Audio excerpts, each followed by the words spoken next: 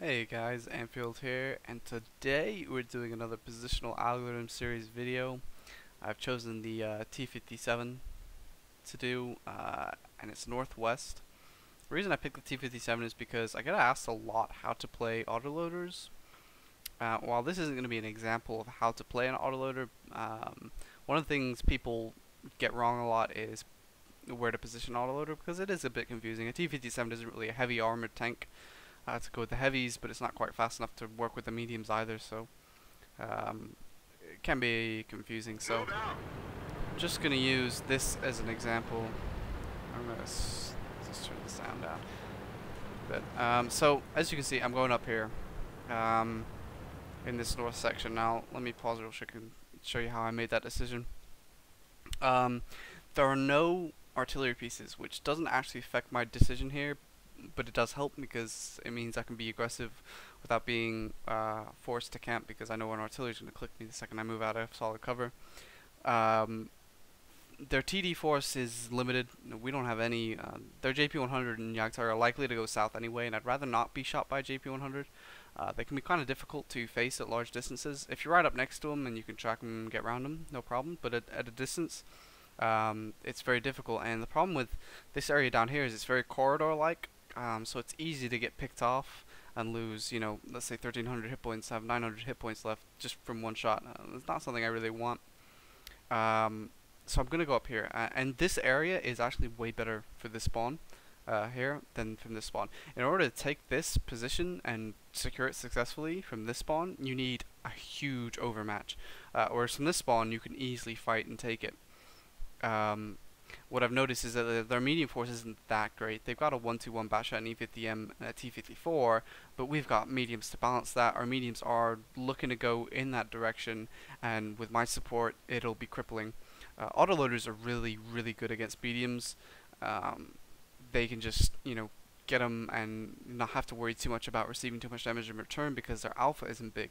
If I have to trade my clip for a tank destroyer, I don't really get as much out of it, whereas if I trade my clip for a medium tank, I can just about clip a lot of them without receiving the second shot of damage.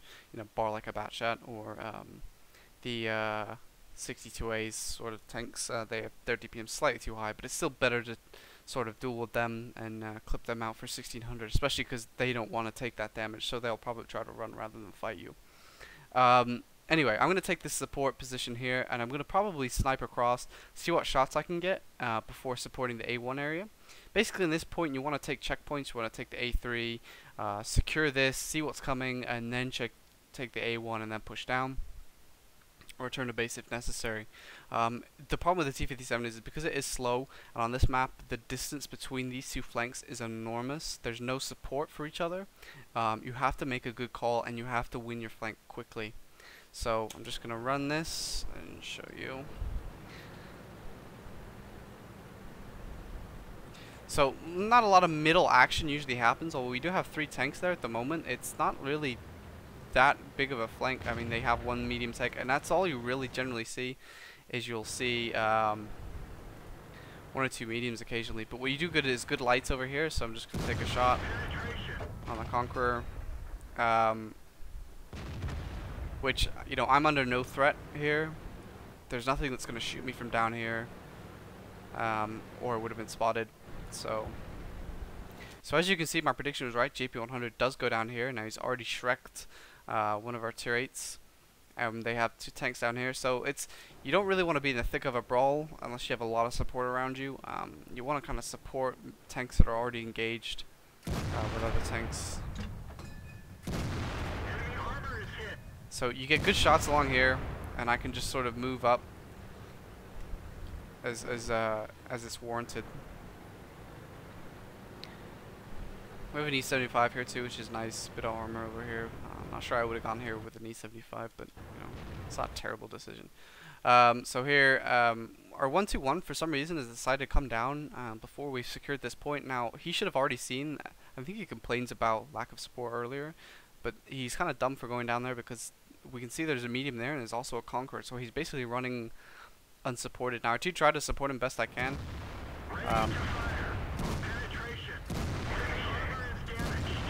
Now, with my ping, I often use auto aim on the side of a tank that's not moving very quickly because it's more likely to hit. But because of the weird ping spikes and other things that I get, even the high ping on its own, sometimes I miss those shots. So it's not always a terrible idea to use auto aim in a fast loading auto tank with a good good aim speed. So take a couple shots. Now the 1-2-1 continues on his assault. The bat shot's gonna kill him, I think. I can't really remember. This was yesterday. 62A is moving up. He's already lost a bit of hit points, so they exposed themselves unnecessarily, but at least I've been able to support them somewhat. So, yeah, okay. Batshot gets the 1-2-1, who's probably going to moan later about not getting support despite his YOLO. If he just stayed on top of this hill with 62A, that would have been perfectly fine, but I guess greed, I don't know. 62A now's in a bit of trouble. I'm not going to be able to shoot that 1-2-1, but I'm just checking in case like he stops for some reason in a vulnerable area. So I do take a hit here to cross this area, but I need to because this bat shot's coming down. So I've decided that I'm going to take on the bat shot. I'm close enough to him that I was confident of not having to lead the shot too much, so I used auto aim in that case as well. Got rid of him. The 62A did go down, but it's his own fault again, so whatever. So I'm going to step back here and reload. Now, the reason you don't immediately go over here a lot of times, you kind of support this area, is because if you go over here too quickly, you're just going to get overmatched if you're not careful. If their mediums rush to this corner, then we have no shots, and they can just push and kill you without any threat from this area here. And it's difficult to retreat. You should only put yourself in an area where you can't retreat from properly if you've already secured it. So this area is easily retreatable, whereas this area not so much. So I'll just run this replay fast now. I'm confident that I can take this from them, so I'm just gonna do some pew pew.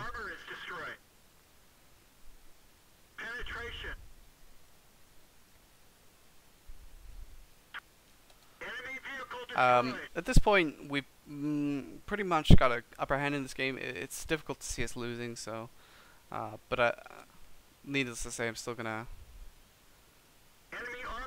make sure I feel confident. I actually get myself stuck there for a little bit and then figure out how to get out. Now, this JP100, we've already won the game, so I don't really feel too nervous about this, but I'm gonna take him on just because I feel like it. He would have to roll really high to kill me in one shot, so I challenge RNG, which I shouldn't really do because RNG hates Unicums, but that's okay. I get away with it barely. And so that's that. Obviously, if the other flank had fallen, I would have had to go back, but it didn't, so all good. So I hope you enjoyed this video. I will be making more, obviously, so stay tuned for those.